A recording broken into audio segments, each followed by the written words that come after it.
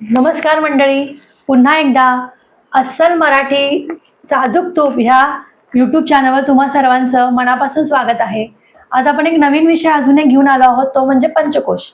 तर पंचकोशाची संकल्पना ही तैत्तिरीय उपनिषदामध्ये त्याची संकल्पना मांडलेली आहे आणि आज आपण त्याची संकल्पना महेश सोबत विस्तारामध्ये जाणून घ्यायचा प्रयत्न करूया.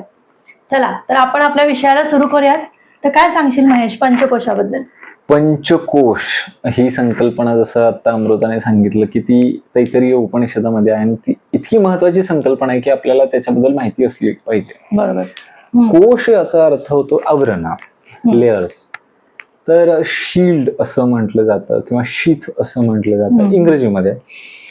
आणि ही आवरणं जी आहेत ही स्थूलापासून सूक्ष्माकडे घेऊन जातात आपल्याला. म्हणजे आता आपण सगुण आहोत ना, सगुण आपला देह सगुण आहे किंवा आपण स्थूल आहोत कारण आपण पंचभौतिक आहोत. आपल्या देहामध्ये पृथ्वी, आप, तेज, वायू, आकाश हे सगळे तत्व आहेत. आणि पंचकोश ही संकल्पना तुम्हाला स्थूलातून सूक्ष्माकडे घेऊन जाते. आणि एक असं वेगळं ज्ञान आहे की ते आम्हाला माहितच पाहिजे. तर सगळ्यात पहिला जो कोश येतो तो अन्नमय कोश, त्याच्यानंतर येतो प्राणमय, त्याच्यानंतर मनोमय, त्याच्यानंतर येतो विज्ञानमय आणि शेवटी अंतिम कोश आहे आनंदमय कोश. बरोबर. आणि या जीवनाचं प्रत्येकाचं ध्येय काय? आनंद आहे. म्हणजे मला जायचं पाचव्या कोशामध्ये, आनंदाने जगायचंय. पण झालंय काय माहितीये का, आपले प्रॉब्लेम्स अन्नमय कोशावरती पण आहेत, प्राणमय कोशावरती पण आहेत आणि सर्वात जास्त मनोमय कोशामध्ये आहेत. त्यामुळेच ही आज आपण संकल्पना विस्ताराने बघूया. त्याच्याकरता आपण हा पॉडकास्ट आयोजित करतोय किंवा मी बोलायची इच्छा दर्शवली तुम्हाला. अन्नमय कोशामध्ये होतंय काय की हा जो कोश आहे अगदी बाहेरचा आहे.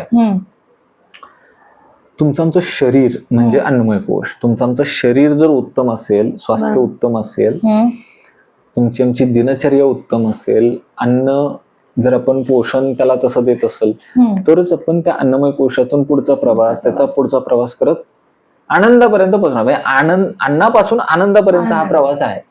बरोबर आहे. तर गंमत अशी आहे की मॅक्झिमम आपण जे करतो ना, म्हणजे डिप्रेशन आलं, गोळी खाल्ली. बरोबर. कुठे गेली? शरीरात. इफेक्ट झाले, साईड इफेक्ट झाले, कुठे झाले? शरीरामध्ये. बरोबर. एखादी सर्जरी झाली, शरीराची काही एखादा भाग बदलला, अवयव बदलला, रिप्लेस केला, ते शरीरावरतीच होतंय सगळं. त्याच्यानंतर येतो प्राणमय कोश. म्हणजे ह्या शरीराला चालवणारी शक्ती कोण आहे? तो प्राण आहे. आता प्राण कुठला?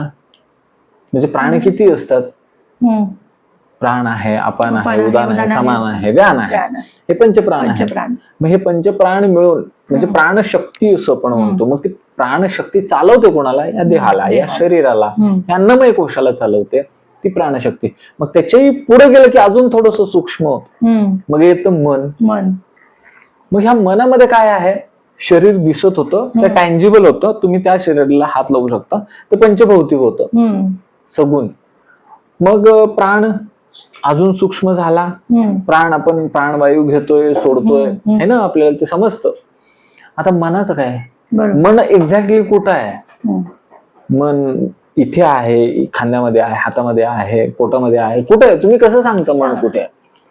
पण श्रीमद भगवद्गीतेमध्ये मन हे इंद्रिय मानलं गेलंय.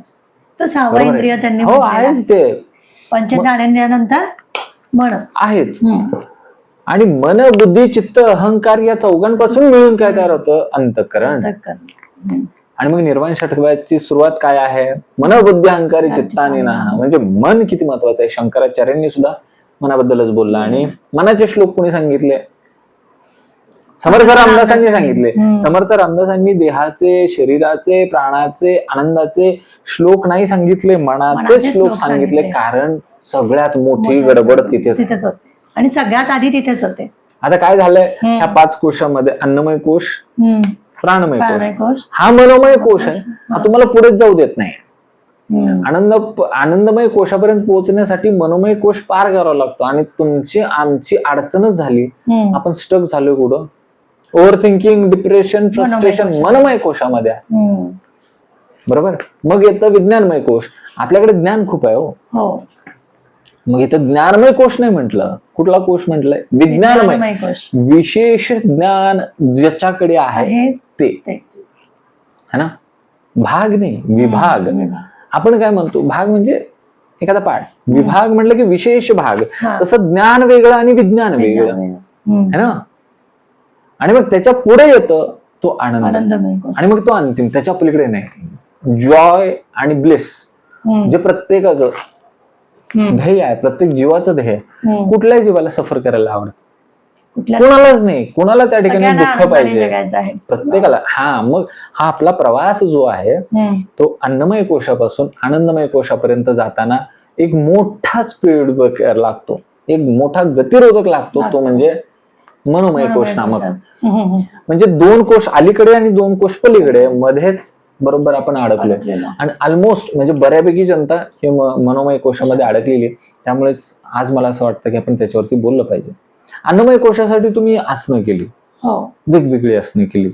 बघा ना, तुम्ही वज्रासन केलं तर काय होतं, तर अन्नाचं पचन होतं, छान पचन होतं, आणि त्याचे कधीच प्रॉब्लेम येत नाही. बरोबर. सर्वांगासन केलं छान, की मेंदूकडे ब्लड फ्लो होतो, केस छान वाढतात. म्हणजे प्रत्येक आसनाची वेगवेगळी अशी वैशिष्ट्ये आहेत, आणि ते केल्याने तुमच्या शरीरामध्ये अन्नमय कोशामध्ये सकारात्मक परिणाम होतो. प्राणमय कोश, प्राणायामाचे किती प्रकार आहेत, भरपूर, खूप सारे. तुम्ही प्राणायाम केल्यानंतर तुमचा प्राणमय कोश, अपान, उदान, समान, व्यान, प्राण, हे सगळे प्राण छान ऍक्टिव्ह होतात. आता हे झाले मुख्य प्राण, आणि मग उपप्राण पण आहेत, तेही उत्तमरित्या चालतात. तिथपर्यंत पण आम्ही ऍग्री आहोत. मनोमय कोशासाठी करायचं काय, ज्यानं मन जिंकलं त्यांनी जग जिंकलं, बरोबर की नाही.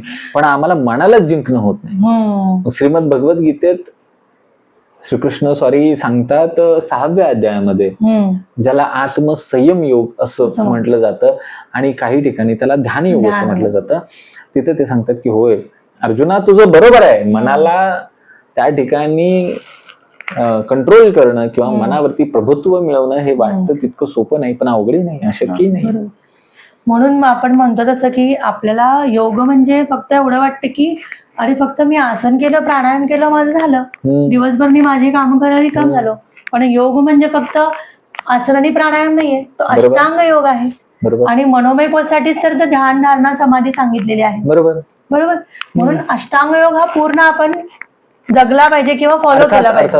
अष्टांग योग हा यमनियमांपासून चालू होतो ते समाधीपर्यंत. आणि आपला प्रवासच बघा ना, म्हणजे पंचकोश अन्नापासून आनंदापर्यंत, अष्टांग योग हा यमापासून समाधीपर्यंत. तुमचा आमचा हा अखंड प्रवास असला पाहिजे, आपली ती गरज आहे, आणि तरच आपण संतुलित जीवनशैली जगू शकू. मग आता आपण काय बघतोय की पंचकोशामध्ये आपण यमनियम पाळले है ना. म्हणजे बघा ना, यमनियमांमध्ये काय, हिंसा करू नये है ना, स्वाध्याय करावा, स्वतःच्या वरती अवलोकन करावं है ना, ईश्वर प्रणिधान म्हणजे भक्ती सांगितली. पतंजली जे ईश्वर प्रणिधान म्हणतात ती भक्तीच आहे. आणि मग हे सगळं केल्यानंतर आपल्या कशाला छान वाटतंय, तुमचा जर आहार विहार चांगला असेल, विचार चांगला असेल, शारीरिक दृष्ट्या तुम्ही सक्षम राहता, प्राण सुद्धा तुमचं उत्तम कार्य करतो. मग आता मनामध्ये सुद्धा त्याच्यामध्ये सकारात्मक परिणाम दिसतात. ज्याचे दोन्ही कोश चांगले आहेत त्याचा मनोमय कोश सुद्धा चांगला असतो. आणि ज्याचा दोन्ही कोशांमध्ये, म्हणजे रात्रीचे 2 वाजता उठून जो जेवण करतो, प्राणायाम कधी करत नाही, किंवा शालो ब्रिदिंग म्हणतो ना आपण, जे अर्धवट श्वसन करतात, त्यांना खूप प्रॉब्लेम असतो, ते लगेच पॅनिक होतात. बघा डॉक्टर पण काय म्हणतात, काही टेन्शन घेऊ नका, दीर्घ श्वास घ्या. का बरं, अहो ही गरज आहे. दीर्घ श्वास घेणं हाच प्राणायाम आहे. दीर्घ श्वास, त्याच्यावरती कंट्रोल करणं, प्रयत्नपूर्वक कंट्रोल करणं, हेच प्राणायाम आहे. मग हे दोन्ही संतुलित झालं की मन संतुलित होतं. पण आपला प्रॉब्लेम हे आहे की आपल्या जीवनशैलीनुसार आपला अन्नमय कोशही खराब झालेला आहे आणि प्राणमय कोशही खराब झालेला आहे. आपण अर्धवट श्वसन करतो आणि मग मन आपल्या ताब्यात नाही. अरे श्वास म्हणजे वायू आहे, येतो जातो, वायूला कोण ताब्यात ठेवतो, आणि मन तर त्याहून सूक्ष्म आहे. आणि मग त्याच्या पुढे जायचंय आपल्याला, आणि आपण हा सगळ्यात मोठा गतिरोधक पार केल्यानंतर आपण पोहोचतो विज्ञानमय कोशामध्ये. तुम्हाला आम्हाला काय वाटतं, नॉलेज इज पॉवर. पण त्या ज्ञानाचं विज्ञान झालं पाहिजे असं का वाटत नाही आपल्याला? जे आपल्याकडे जे ज्ञान आहे त्या ज्ञानाचं आपण व्हॅलिडेशन केलं, ते प्रमाण सिद्ध केलं आपण, केलं. प्रत्यक्ष प्रमाण. आणि प्रत्येक गोष्टीच आता मला असं वाटतं की जे मला ज्ञान आहे त्याची जर मला प्रचिती आली, मीन्स अनुभूती आली, ध्यान, तुम्ही म्हटलात की मनोमय कोशाला उत्तम करण्यासाठी ध्यान धारण्याची गरज आहे. आणि ध्यानातून मला जर एखादी चांगली अनुभूती आली तरच ते ध्यान मी विशेष मानेन. आणि मग त्याला ते प्रमाण आल्यामुळे ते काय होईल, विज्ञानमय कोश होईल. आणि मग तिथून बघा ना, धारणा ध्यान झाल्यानंतर काय येतं अंतिम, समाधी. समाधी म्हणजे काय, कुणाच्या अधीन व्हायचंय, जिथून आलो तिथं. आणि मग तिथं काय, आनंद, फक्त आनंद, काही नाही. म्हणून तुकाराम महाराज काय म्हणतात, आनंदाचे डोही आनंद तरंग. मग त्या डोहामध्ये जायचं असेल तर आपल्याला हे पाच कोश जे आहेत ते क्रमक्रमाने आपल्याला चढते गेले पाहिजे. आणि त्यासाठी आपला प्रवास हा स्थूलापासून सूक्ष्माकडे असला पाहिजे. बरोबर. थांबू जरा.